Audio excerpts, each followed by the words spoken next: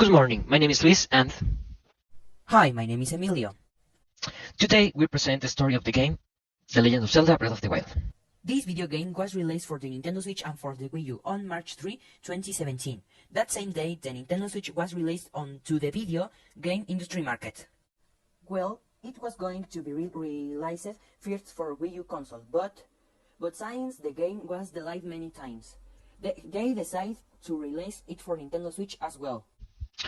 Well, now that you know when it was released, we will tell you about the story of the game. The video game begins with our protagonist Link waking up in a waterbed without knowing anything. He practically does not know what has happened.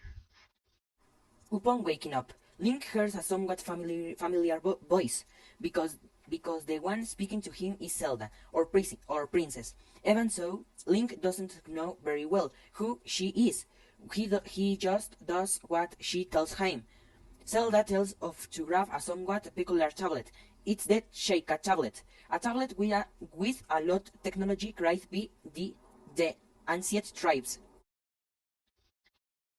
Zelda tells he that he has to go where the tablet indicates. On his way, Link meets a homeless old man who tells him about what happened. Ganon, our antagonist, came 100 years ago to take over Hyrule. Hyrule is the entire terrain of the game.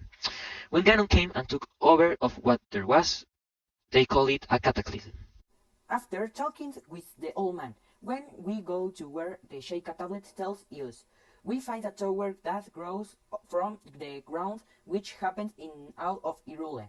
Towers grew out of nowhere.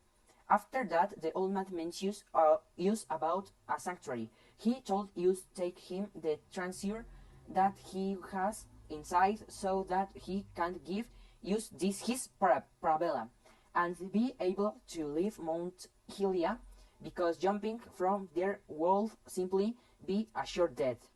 At the time of obtaining what was in the sanctuary, a model was added to the Sheikah tablet. We obtained a magnet, which by occupying the tablet with the magnesis model, we were going to be able to move all the metallic objects to our taste. Well, when we left there, the old man told us that there were 3 more sanctuaries. That when we entered and got the things now. If he will give us his parabella, we do that, and other models are granted, such as remote bomb and circular and the one square states and cryonis. Once we finished the sanctuaries, the old man tells us who he is. He introduced himself as the King of Hyrule, King Ram. He also introduced himself as Zelda father. He explained to us what happened 100 years ago. He tells us that he, Link, was a champion who protects Zelda, practically her body worth.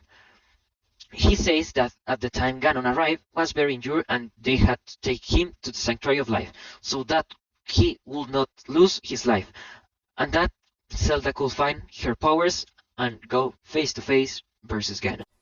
After that, he tells us to go to Kakariko village to talk to Impa. She will tell us a little more about what happened and what really happened.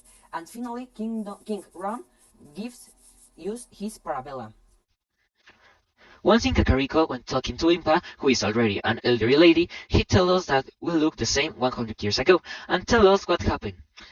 In the past 10,000 years ago, the ancestors had very advanced technology, so much so that they create the Guardians, who are very intelligent robots to fight evil. They create the Divine Beasts, they've made 4, and they choose 4 members whose ability they did not have anyway. They were called the Champions, and they were very good at what they did. Everything was going well until Ganon arrived. The princess and the hero fought to the strongest demon, along with the Divine Beasts and their champions. And that's how, between the hero carrying the sword that bends the darkness and the princess with the power inherited from a goddess, defeat Ganon, or the Cataclysm. This happened for years. It was considered a legend told by the ancestors, and so it was they decided to prepare for the arrival of Ganon and win the battle. They create the Guardians, they found the Divine Beast buried in different parts of Hyrule, and now finally they mention that on the Sheikah tablet, Zelda, 100 years ago, had taken 12 photos of some place in Hyrule, and well, if we go, we can remember a little about the things that happened. And speaking of the Sheikah tablet, she also mentions that we can go to Atelia's lab to talk to Prunia, and maybe she will help us improve the models that the Sheikah tablet has. When we go to do everything, Impa told us we will find peculiar things all over the map, like the Kolok, which are creatures from the lost forest of Cairo, and they will give us some seeds that we can change them to a Kolok with maracas, so that our saddlebag can be bigger and we can store more objects during our trip. We can also chat with people who can give us advice or more missions, or also investigate and take photos with the new Sheikah tablet model that Brunia gave us, and thus take photos of the places on the map and see the amazing landscapes that the game has.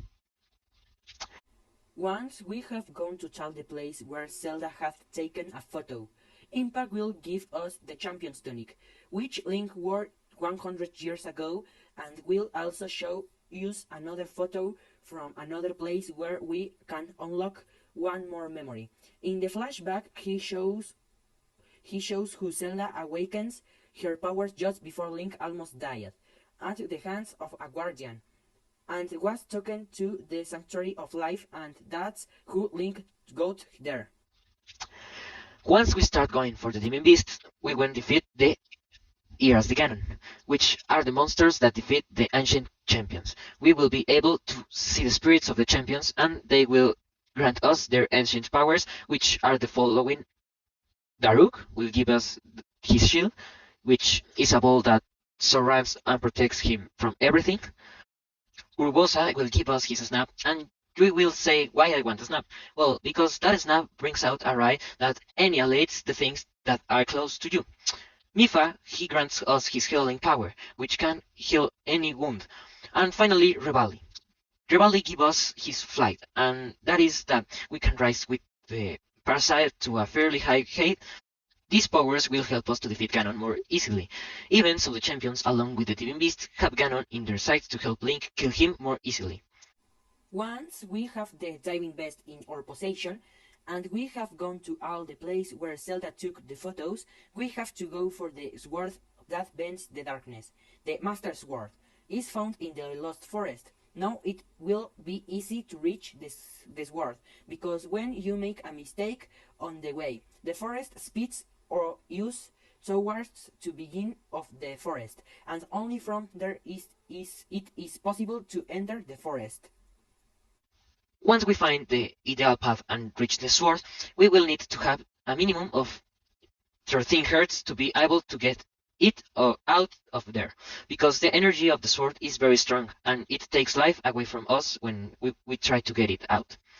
The Hertz are obtained by praying at a statue of the goddess Ilia and ask her to change 4 orbs of value for Hertz container, and the orbs of value are given to us when we finish a sanctuary. And now, yes, since we have the sword, we can go against Ganon. In order to get to Ganon, we need to enter the castle. There are many entries, but the bravest is through the main gate. Although it is more complicated because it is full of monsters and guardians. But if you have a lot of agility, you can go through without many complications. Ganon is in the main room, at the top of the castle. There he will waiting for us to have an epic battle against him.